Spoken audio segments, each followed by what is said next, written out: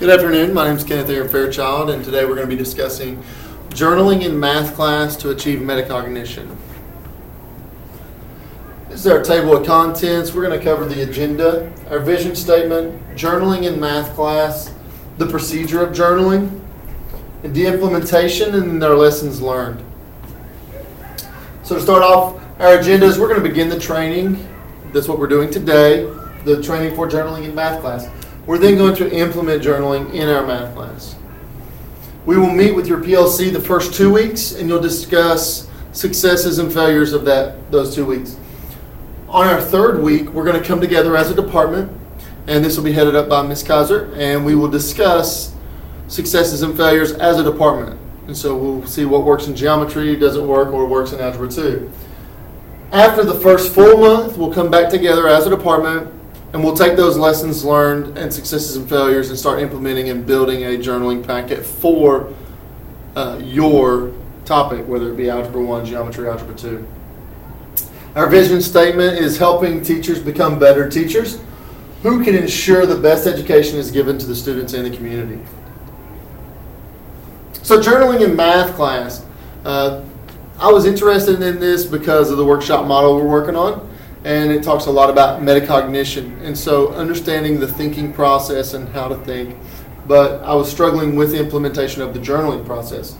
So my students write in a notebook to answer open-ended questions using numbers, symbols, pictures, graphs, words, whatever they need.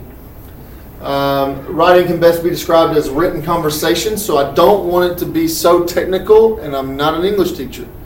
So I want them to speak in what I would call layman's terms. Just write it to me as you would talk to me. The math no longer then becomes a formula that they use or steps that they follow. It starts to make it a little bit more concrete because it's something that they create or something that they build. So journaling in math class I've found works very similar to journaling in any other class. The only difference is we are focusing the journaling portion on math topics. I pulled this quote here from Zapata, 2015. A student's ability to adapt his or her problem-solving behaviors to different types of academics, tasks, and feedback is critical for successful learning and academic achievement. And so this is saying that it is super important that they understand why they're learning and what they're learning, and journaling is going to assist in that. This process allows the students to think about their thinking, so this is the metacognition portion, where they're thinking about why they thought that. How did you succeed, how did you fail, and what caused it? What would make it easier? Is there another way to do it that we've already covered? The process of journaling will give you a glimpse into what the student's thinking and their depth of understanding. So this could be used in your class as a formative assessment. You can walk around the room and see what students are getting it, what students aren't, what students are doodling in their book, and what students are actually applying the math that we're learning. The procedure. Okay, so your journal should be done after a new topic. We're going to implement a new topic here, and we're going to use the journaling portion at the end of that topic to gauge your understanding of the new content. Journal entries should be in a separate book just for math subjects. So if you get a composite book or whatever, but it needs to be something separate, not the same book that they're using in chemistry or the same book that they're using in social science. Math journals should contain specific details about the area of difficulties and the areas of success. So again, we don't want to just focus on the bad things, which is human nature, to focus on the bad. We also want to bring up the good as well. Okay. The math journal entries should take no more than 5 to 7 minutes. So this is not going to eat up your whole class time. This should be something that could replace your exit slips if you use exit slips at the end of the day when you first cover a new topic. So you could use this as an exit slip form. Bring me your journal before you leave class, and that's your exit slip for the day. The implementation. So I began implementing this into my Geometry and Advanced Topics class. We journaled daily to gauge the depth of understanding of the students. After 2 weeks, my students showed greater understanding of the math topics that we covered than usual. And based upon the Likert scale that I gave them, their motivation went up. They were a little bit more motivated because Before, some students would leave my class and go, well, I really don't understand this Gauss-Jordan method of matrix. And now they're going, okay, it makes a little bit more sense to me, and here's what I'm thinking. And then I'm able to take that little nugget of their thought process and build upon that. All right, so now we'll move on to lessons learned. After the 2 weeks, I noticed a decline. I noticed that the motivation in journaling started to fade because I was doing it every single day for 2 weeks to get my data.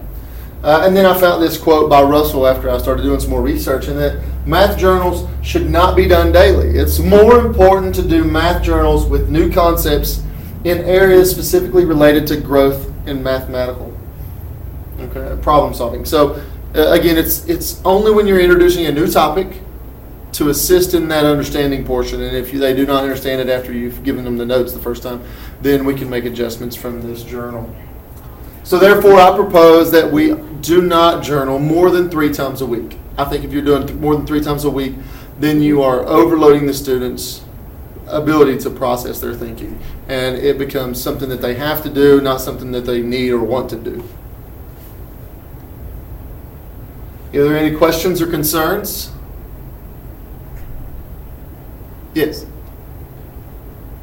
Okay. I have a bank of questions that I have already formulated up, and in my research I found a lot of prompts that other teachers have used, and one that I found very, very interesting was having the student create 4 steps for their friend to solve the problem. So once you introduce a new topic and you show them the steps and you give them the process and you discuss it and they think about it, then how would they tell another student to solve this problem? Okay.